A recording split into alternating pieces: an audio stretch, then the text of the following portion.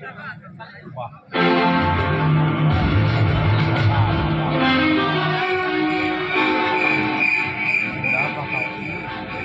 না না, আমার অঙ্কের হিসেব নিচ্ছে না, সবই কেমন যেন কালো পাকিয়ে যাচ্ছে। আর ওদিকে দেখো আমার পোশাক খোঁজার কোনো বললোই কুখ্যাত সন্ত্রাসবাদী মোহাম্মদ ইসরাইল নাকি জেল ভেঙে পালিয়ে গেছে। পাকিস্তানের সন্ত্রাসবাদীদের সঙ্গে যোগাযোগ করিয়ে দেওয়ার ওই আমার প্রধান সেতু। আর এদিকে দেখো পাখির গতিবিধি আমি কিছুই বুঝতে পারছি না। এটা কি আমি সন্দেহ ভীষণ সন্দেহ হচ্ছে। আমার সব কিছু তোমার যেন তাল যেন পাকিয়ে যাচ্ছে। খুব টেনশন হচ্ছে, খুব টেনশন।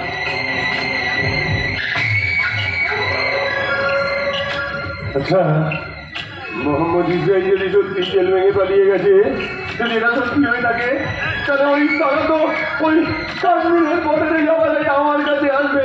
হাতে অস্ত্রগুলো ঢুকে আর এদিকে দেখো পুলিশগুলো সব গুড় করছে। ও আমি আর দিতে পারছি না, এর থেকে আমার ইট বাটা বালি চুরি কয়লা চুরি ব্যবসায় তারা ছিল। এত ক্যান নিতে হতো না।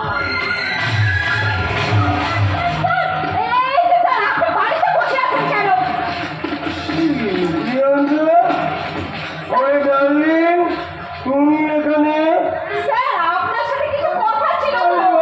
তোমাকে দেখার পর থেকেই না মানে তোমার বৌদি যাবে থেকে চলে গেছে। তোমাকে দেখলেই আমার কেমন যেন বহু বলে মনে হয়।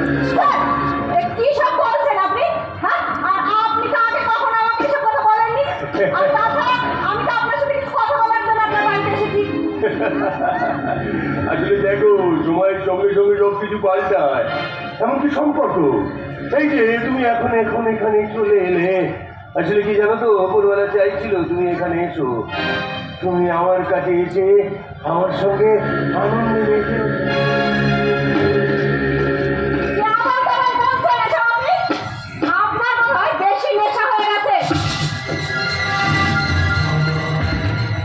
আমি যেটা চাই সেটা জোর করে পাই, আর না পেলে না।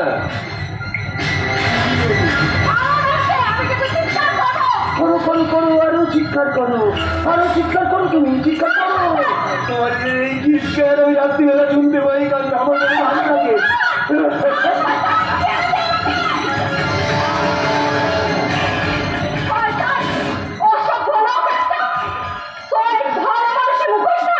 আমি খুলে দেবো, সবাইকে বলে দেবো তো এই ভালো মানুষের মুখোশের পেছনে একটা শয়তানি মুখোশ লুকিয়ে আছে। মনে রাখিস আমি কিন্তু একজন সাংবাদিক।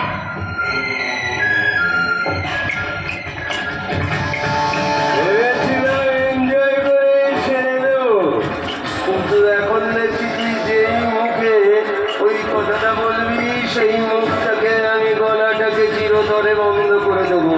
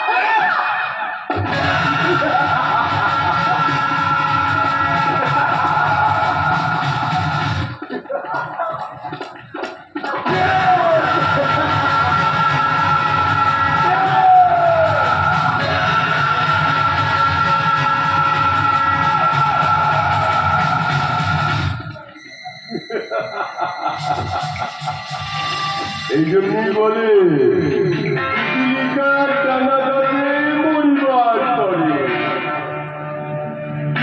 খেলছিলি আমার সঙ্গে ফুটবল ক্রিকেট ভলিবল সব শেষ হয়ে গেল। এই জন্যই বলে আমার সাথে করবে শুধু এনজয়, না হলে হতে হবে